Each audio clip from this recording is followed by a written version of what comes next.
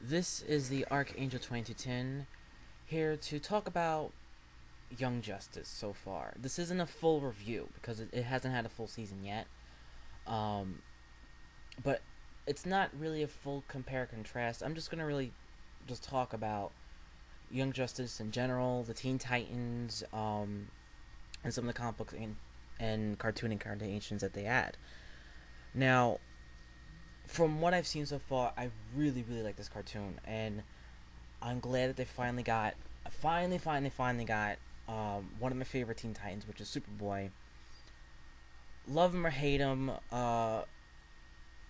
it's a character that not everyone would probably like, but it's one of my favorites. And I was upset when they killed him off during the whole Infinite Crisis storyline, but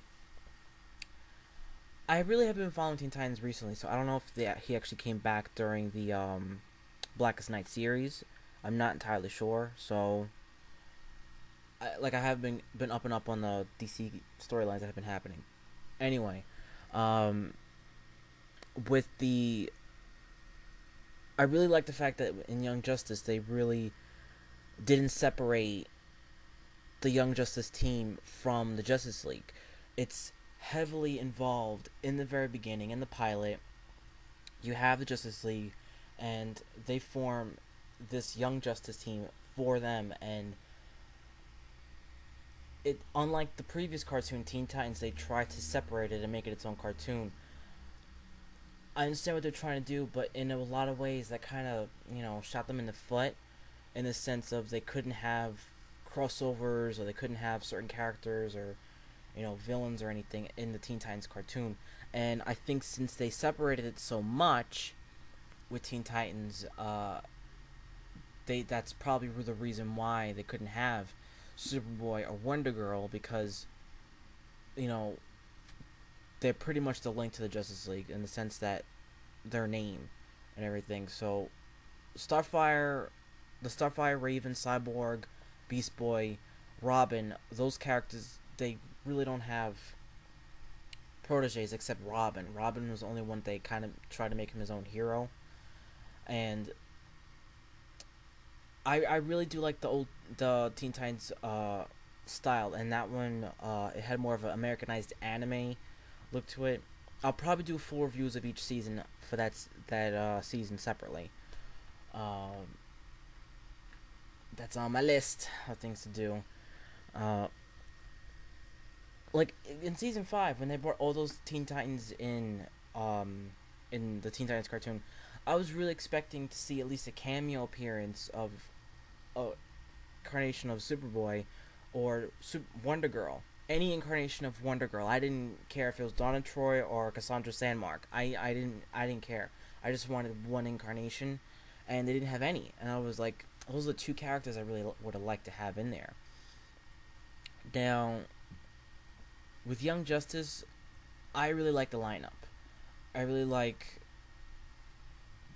Superboy. I really like, and I really like the fact that they had Nolan North do the voice of Superboy, and he's actually does the voice of Superman in this version. That's great because that way, in some ways, you could hear the similarities. Only he makes Superboy sound a lot younger. So he's supposed to be 16, and Superman he's supposed to be like probably in his 30s or so. So he makes him sound older, and you hear the difference in their voices, but you can hear that they sound similar. So I don't know. So far, there's really not much any bad I could say about Young Justice so far. I like the lineup. I really like Miss Martian. She's kind of becoming like a quick fan favorite of mine because her power set alone. I just love characters that have telepathy. Any type of character that has a telepathy or telekinesis, I'm already I love those abilities. So just right away she gets major bonus points for that. And the fact that she has basically the powers of Martian Manhunter on top of that, with like the shape shifting, and I don't think she has super strength. I'm not sure if she has super strength as far as I know, but I know she has shape shifting abilities, telepathic abilities, telekinesis. Um, she can camouflage herself. She's not complete invisibility, but a type of camouflage, which is really awesome. Really, really awesome. So I understand why they got her, because she's kind of a combination of Raven and Starfire. Instead of having those two characters in this cartoon, because it's a separate cartoon, they chose her because she's an alien with kind of like Starfire's personality, very bubbly and cheerful and bright, but she kind of has the Raven type powers with telekinesis and telepathy, and sometimes she wears the hood during stealth missions. So that's, and I really liked Raven. I really liked Raven in the Teen Titans cartoon. So when I got to know this character, Miss Martian, uh, I was like, you know what? The fact they put this character in, a character that was pretty much a new character that they introduced in the Teen Titans universe. I really didn't know that much about her in the comic books, since they introduced her so early. But since I am seeing this animated incarnation of her, I'm really liking this character. I liked her in the comics when they first introduced her, um, but it's just that since she was a new character, they're really, she was basically a Martian version of Supergirl, in a way, but with a more of a bubbly personality. You know, that begs another question to mind. Do you think that they'll bring Supergirl in this cartoon? I highly doubt it, but I had heard rumors that they were going to bring Wonder Girl at some point in the future, if not not part of the major core team, but probably like just helping them alongside, like how Red Arrow, I believe his name is, who's the protege to Green Arrow. He's not a major team member in the cartoon, but he pops in every once in a while. It would be great to see Wonder Girl. I preferably would like to see Donna Troy, the Donna Troy Wonder Girl, in the black and silver costume. The one gripe I have with Young Justice, it's a small thing, but it's something I have to say. I don't agree with them using the Dick Grayson Robin. I know he's a fan favorite of some people. I know, like, he's probably one of my favorite Robins. But with using the Dick Grayson Robin, you cannot have Nightwing in it all. It's like this is like almost like the first version of a type of psychics team. You can't have like a Robin helping them, having this nice banter between the new Robin and then Nightwing, and saying, "Oh, how him and Batman don't see eye to eye all the time." So that would have been a great, contrast of having the two Robins, the former Robin and the present Robin. But Tim Drake, he's a close second, and but I think Dick Grayson's probably always a fan favorite. He's the one that almost everybody knows. I think that's the one. That's the reason why they always use Dick Grayson as Robin, because they used that Robin for the Teen Titans cartoon as well. And now, I really like the fact they actually had the Justice League in this cartoon. They actually had major members of the Justice League in the cartoon, not like Batman. He plays a major role in the. He's not a team member, but he pops in every once in a while to give them mission briefings. Martian Manhunter comes in and he gives them whatchamacallit, he forwards the missions and tells them where they gotta go. Very much how Martian Manhunter was in Justice League Unlimited. How he pretty much was stationed there and he pretty much got everything going along because he's very logical. And Black Canary pretty much is in charge of training. So all that makes a lot of sense, and I like the fact they actually got all those characters in there, like in rotation. And design wise, it looks like it's a little bit like the animated movies that they had. I'm talking about the Justice League members. Because if we look at Wonder Woman, her design, it looks like they took the costume design from the animated movie that was done by straight to DVD animated movie that I did a review of. That was from 2009, and that same costume design I think was in the animated DVD movie Crisis on Two Earths. It's not my favorite costume design. I would have preferred the Terry Dawson one, But I understand why they don't do that in a cartoon, because they try to think of a design that's streamlined and simple and easy for animators to do quickly. So that's why they always do one with like only 3 stars. Simple, streamlined design. It's okay design, but I'm just, it's kind of simple. It's not really like a great Wonder Woman costume.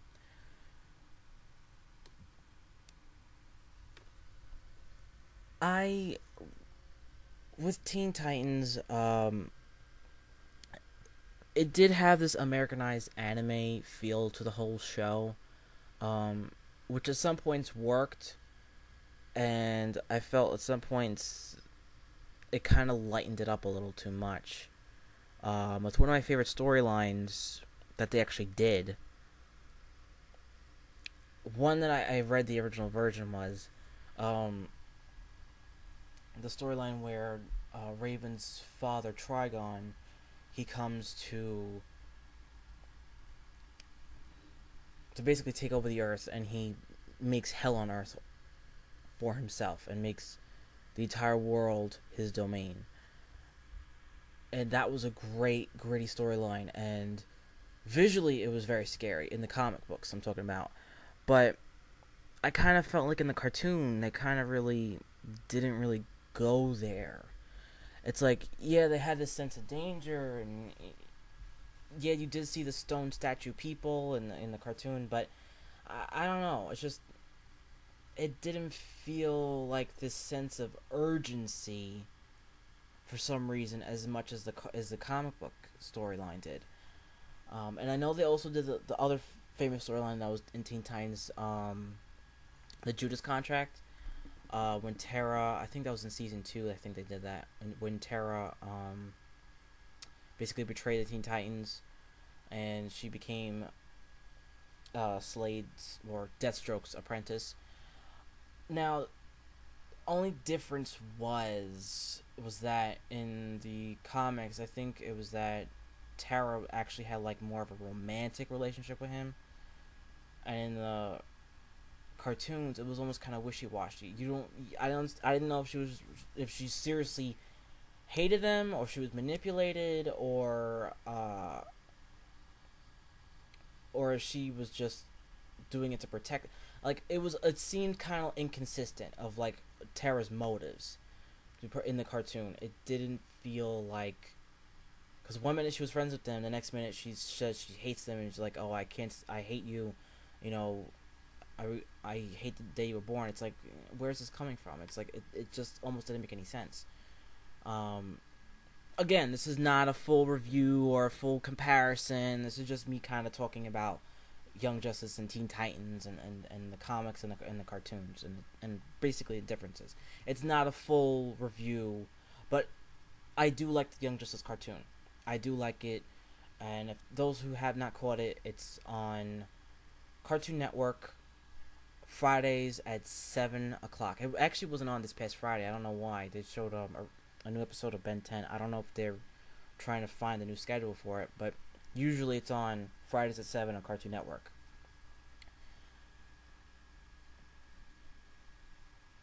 This is like one of the cartoons that I'm actually got excited for again. And in the beginning, going to go to the Marvel side for a second. In the beginning of the Avengers cartoon series, I wasn't crazy about it, mainly because of the animation style. I'm not crazy about streamlined designs. I don't know what it is. I'm not crazy about it. I like characters that look more realistic. Like the design of Young Justice, I really like the design of Young Justice, because it's like a few steps above the Teen Titans cartoon. The Teen Titans cartoon, it was a little too anime for me. Where like I liked the cartoon, like some of the storylines, but I just didn't like the character designs. I know that's a small complaint, but because in Teen Titans they all looked like they were 13, 14. They looked really young. They all looked really young, and the oldest one that looked there was like Cyborg. He looked like he was 17. He had to been 17 because he was the only one that was old enough to drive. So, and I think Robin, because he had a motorcycle. But all the other ones, they looked really young. So, but with this one, they looked more their age. They looked like 16,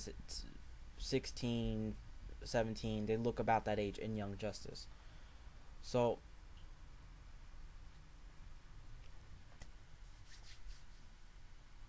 oh, back to the Avengers cartoon. I'm sorry, I'm drifting. I'm bouncing back and forth. After watching an actual few episodes of the Avengers cartoon, and got into the storyline, I'm I'm warming up to it. I'm actually warming up to it a lot more than I did before, because they basically because I thought it was just gonna rely on just the Ultimate Universe, and I'm not crazy about the Ultimate lineup that they have, where because the Ultimate lineup of the Avengers is basically just, they got the big three that you always have to have. It's just like with Justice League, you always have to have the big three of Wonder Woman, Batman, and Superman. The big three in Avengers is Iron Man, Thor, and Captain America. You got to have the big three, and then all the smaller ones is in the Ultimate Universe, for that Ultimates team.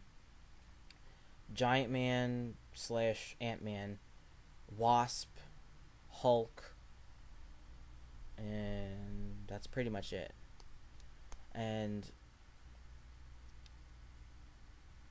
I have to say, I actually like the Hulk in the animated cartoon, because comparing that to the straight to DVD animated movies, I didn't really like the way they portrayed the Hulk in the animated movies. I actually didn't do a review of it yet, but I probably will eventually. Um, I'm just talking about the Hulk itself in the anime cartoons.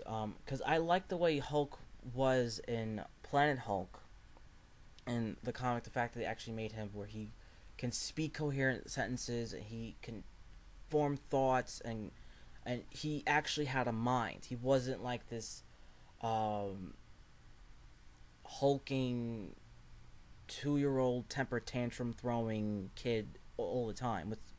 It's like I can't stand that version of the Hulk. That's how the Hulk was in the Ultimate Avengers animated movie in 1 and 2, and it's like I'm kind of tired of the interpretation.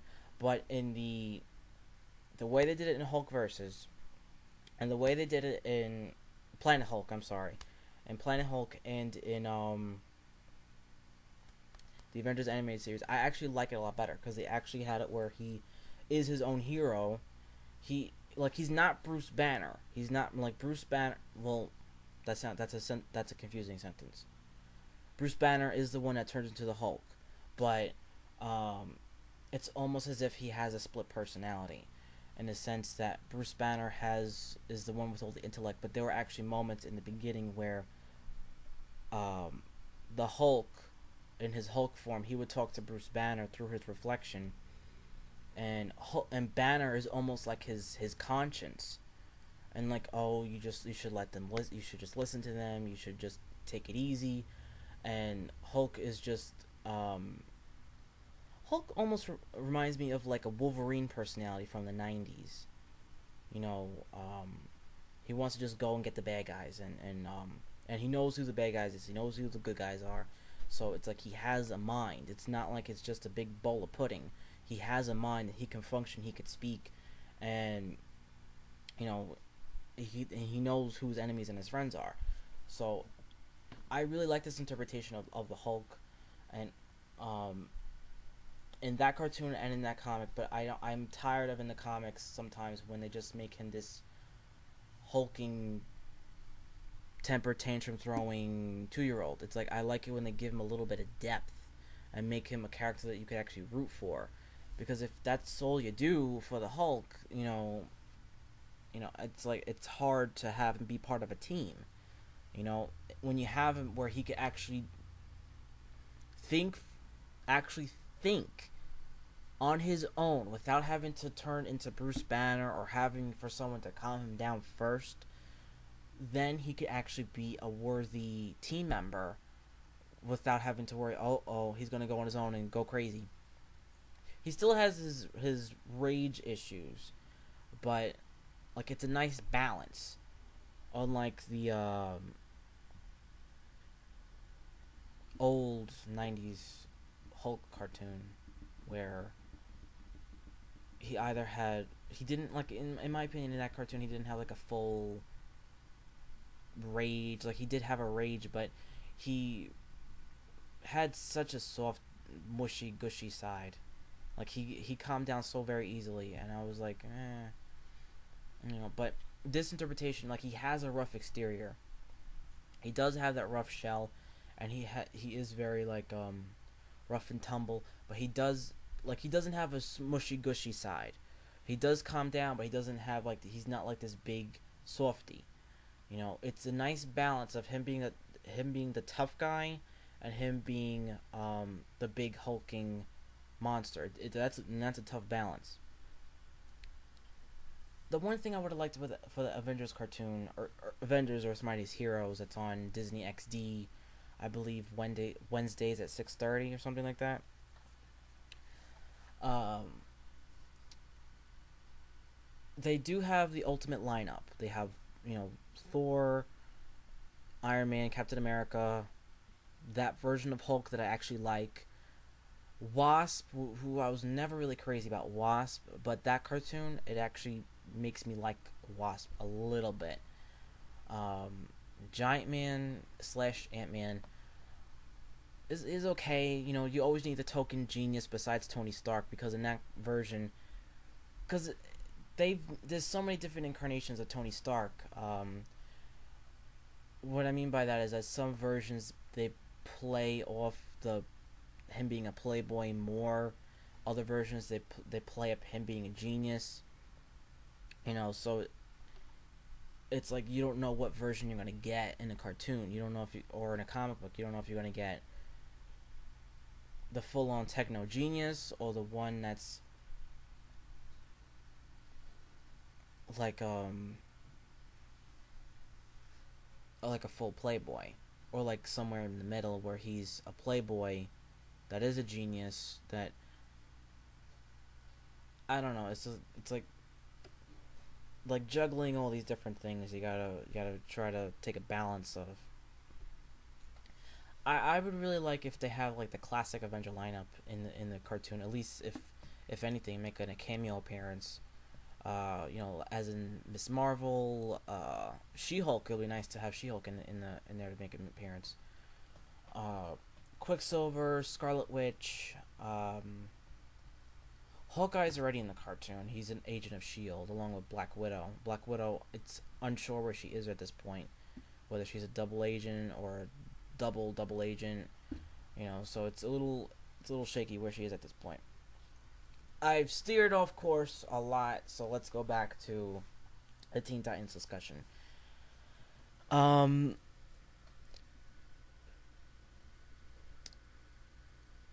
Overall, I really do like Superboy as a character, and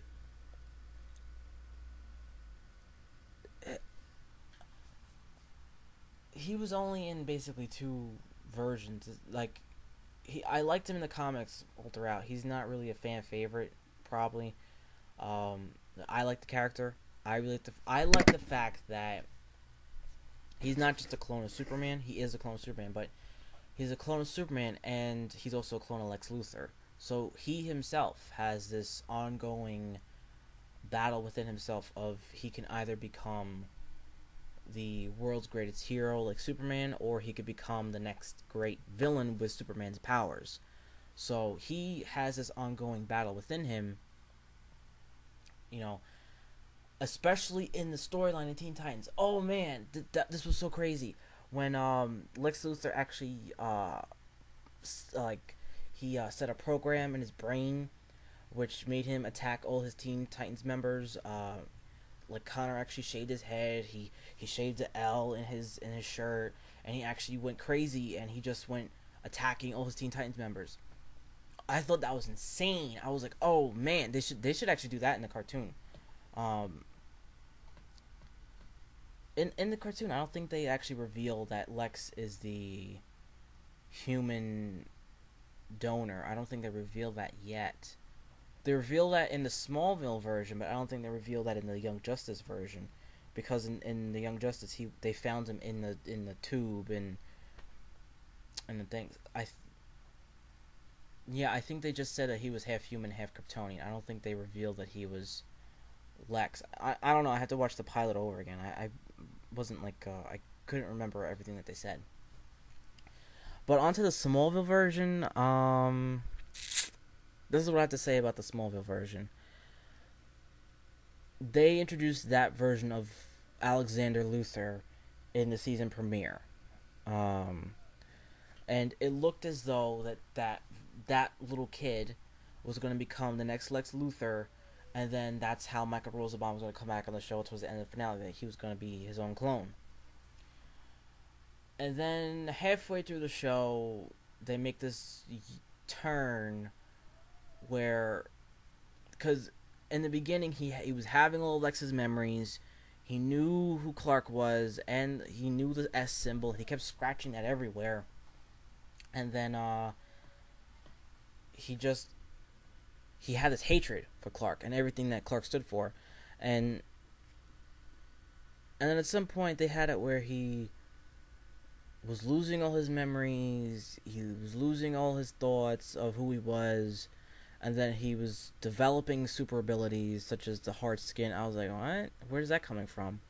I didn't click that he was turning into Superboy. I didn't click that because, you know, it just seemed like it came out of nowhere. It didn't feel like they were setting up for that. It just, you know, because they didn't, I don't think they said earlier that he was half Kryptonian clone. They just said that he was a Lex Luthor clone. And then they did the juxtaposition, blah, blah, blah, exposition that, oh, the only reason why he used Clark's DNA was because he couldn't, like, make a clone of himself without it falling apart or age progressing so fast where it just died. So he used half of Clark's DNA, which he got from, if anyone's wondering how the hell did he get his DNA in the first place. They explained it, I think, that when Clark was sick, and then one of the nurses, I think it's going back to season 2 or 3, or even further, was that he had some sort of virus and actually made him vulnerable, and she got like his blood, like a huge vial of it. So I think that's how he's like stored it up since then, and he actually used that for his DNA.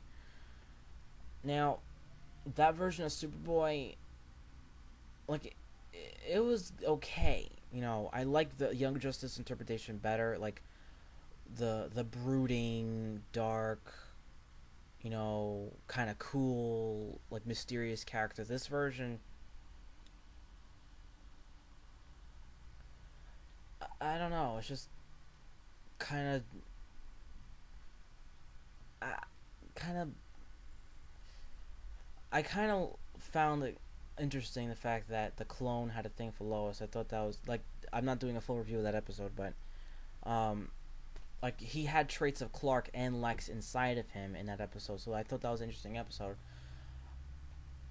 But it just kind of seemed like it was two separate writers working on that story arc in the it just didn't feel like that was Superboy from the very beginning.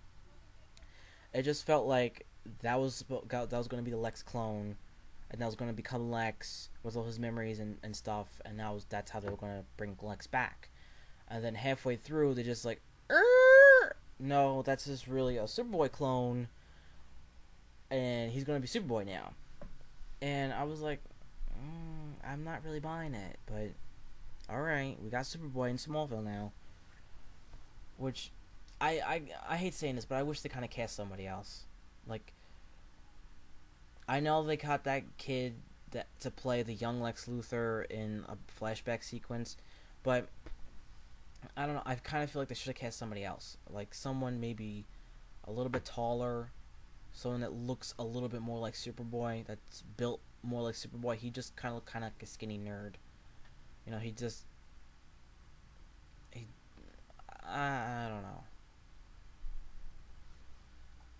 Like, he did an okay job, like, as Superboy, like, but like, that's the only live action version that we had of Superboy. That was Connor Kent, not a young Clark Kent, so far. But hopefully, in the future, we'll get a live action Teen Titans movie. If we do, that will be fantastic. A little quick minute about that. If we ever do get a live action Teen Titans movie, I haven't heard rumors about it or anything, but this is just a wish fulfillment thing. That if they do, they should really go to the original team: Donna Troy, Dick Grayson, and Wally West, and all the original 5 members, and start from there. And don't put whoever you want just for the sake of who, because they're fan favorites. Like, if they do a Teen Titans movie, like since they do Justice League movie, I would really like for them to do a live action Teen Titans movie. Like, maybe after the Justice League movie. That would be great. A spin off from it. They could either call it Teen Titans or Young Justice, or they can call it whatever they want. Um, Now, who do you think will be great to cast in the What If Teen Titans movie? Not the actors, just the characters. What team characters would you, and what villains do you think would be great if they ever did make a Teen Titans film? Just write a comment below, and please subscribe to hear more discussions, rants, and movie reviews.